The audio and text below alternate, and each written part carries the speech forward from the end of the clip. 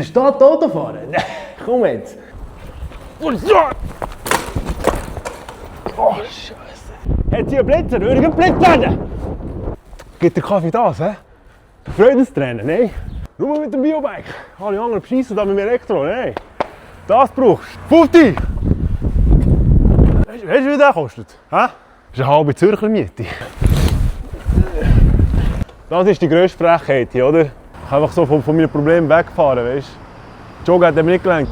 Schau mal, wie die Frau schauen. Schau mal, wie die Frau schauen. Ja, ja. Wenn ich Velo fahre, dann wirklich in der Mitte der Straße, wie hallo. Ich bin genauso schnell wie Autos.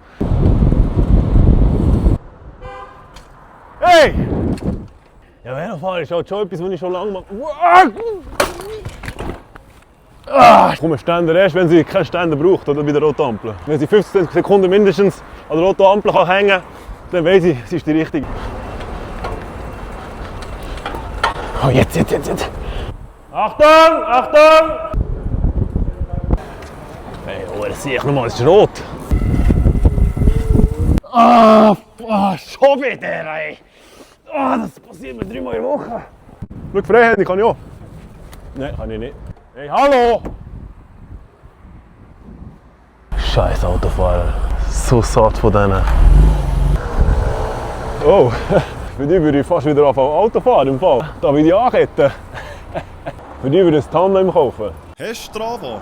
Wenn wir uns auf Strava folgen?